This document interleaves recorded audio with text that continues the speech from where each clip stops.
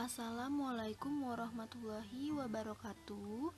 Selamat pagi anak-anak. Bagaimana kabarnya hari ini? Semoga sehat selalu ya. Hari ini kita akan belajar tema 6, panas dan perpindahannya, subtema 2, pembelajaran kelima, dengan materi IPA. Sudah siap untuk belajar? Kalau sudah siap, mari kita mulai. Adapun kompetensi dasar yang akan kita pelajari pada hari ini yaitu IPA 3.6, menerapkan konsep perpindahan kalor dalam kehidupan sehari-hari, dan 4.6, melaporkan hasil pengamatan tentang perpindahan kalor. Jadi nanti kita akan melakukan percobaan atau praktek tentang perpindahan kalor. Oke, selanjutnya coba perhatikan. Di sini terdapat 2 orang siswa yang sedang mengikuti kegiatan pramuka. Nah, pernahkah kamu mengikuti kemah pada kegiatan pramuka? Sekarang coba perhatikan gambar anak-anak pramuka yang sedang berkemah pada malam hari. Ternyata udara pada malam hari saat berkemah cukup dingin ya. Tetapi beruntung karena ada api unggun yang dapat menghangatkan tubuh kita. Nah, anak-anak, ternyata berada di dekat api unggun dapat menghangatkan tubuh kita ya. Tahukah kamu mengapa hal tersebut dapat terjadi?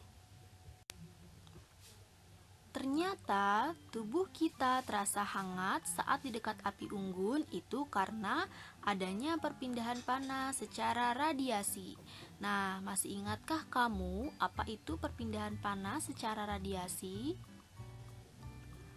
Oke, jadi radiasi adalah proses perpindahan panas tanpa zat perantara. Jadi kalau radiasi itu dia perpindahan panasnya tidak memerlukan zat perantara ya. Nah, selanjutnya di sini Miss Ina punya contoh peristiwa perpindahan panas secara radiasi ya. Jadi ada beberapa contoh perpindahan panas secara radiasi. Yang pertama yaitu berada di dekat kompor, tubuh akan terasa hangat. Jadi, apabila kita berada di dekat kompor yang menyala, maka tubuh kita akan terasa hangat. Itu karena adanya perpindahan panas secara radiasi. Lalu yang kedua, berada di dekat api unggun, tubuh kita juga akan terasa hangat. Itu juga termasuk pada perpindahan panas secara radiasi.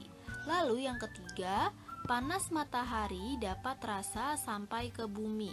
Jadi walaupun matahari berada jauh di langit, tapi panasnya bisa sampai ke bumi ya, dan bisa dimanfaatkan untuk orang banyak yang ada di bumi.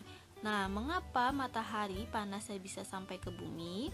Matahari panasnya bisa sampai ke bumi karena adanya proses perpindahan panas secara radiasi. Jadi panasnya matahari itu memancar hingga sampai ke bumi dan tidak memerlukan zat perantaranya.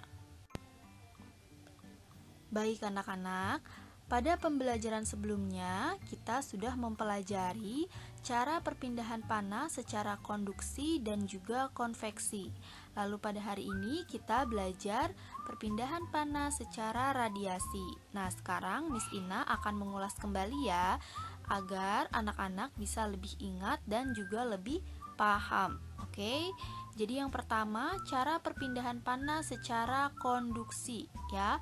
Secara konduksi yaitu tanpa disertai zat perantaranya.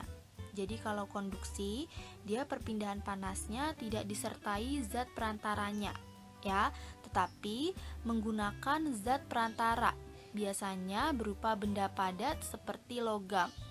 Nah, namun dalam perpindahannya zat perantaranya itu dia tidak ikut ya, jadi tanpa disertai zat perantara. Contohnya adalah ketika kita mengaduk air panas yang ada di gelas menggunakan sendok.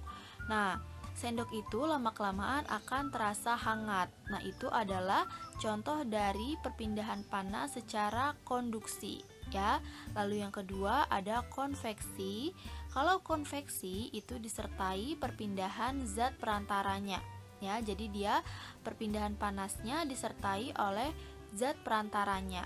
Nah, biasanya konveksi ini zat perantaranya itu berupa cairan atau gas, ya.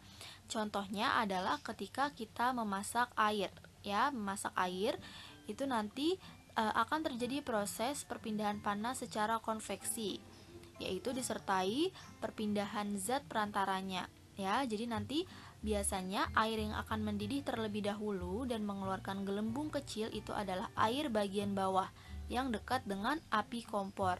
Lalu lama-kelamaan air tersebut akan mendidih secara lebih luas lagi, ya, akan naik ke atas.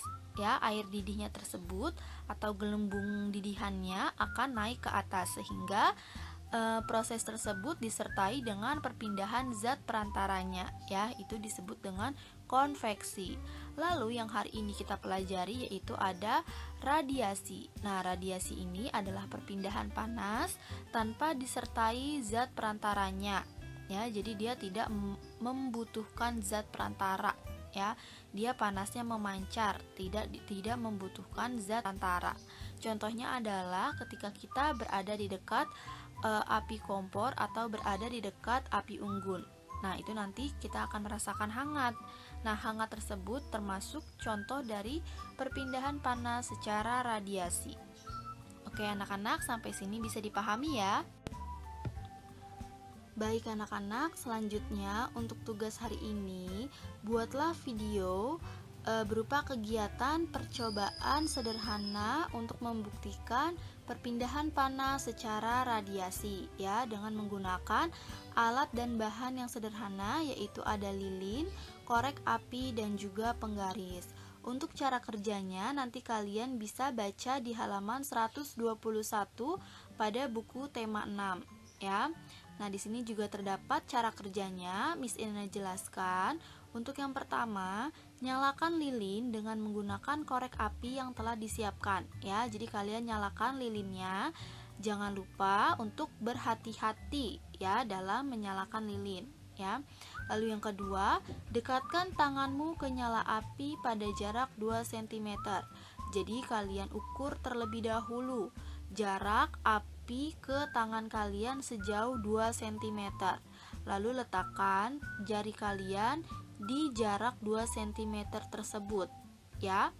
Nanti apa yang kalian rasakan? Apakah rasanya panas, hangat, atau tidak, ya? Atau tidak merasakan hangat? Nanti kalian jelaskan pada video. Lalu yang ketiga, pindahkan tanganmu pada jarak 4 cm dari nyala api. Nah, jadi nanti kalian ukur lagi dengan penggaris sejauh 4 cm. Nanti letakkan jari kalian di jarak 4 cm, ya. Pada jarak 4 cm letakkan jari kalian, lalu kalian rasakan apakah panasnya bertambah atau malah berkurang, ya. Nanti dijelaskan juga dalam video.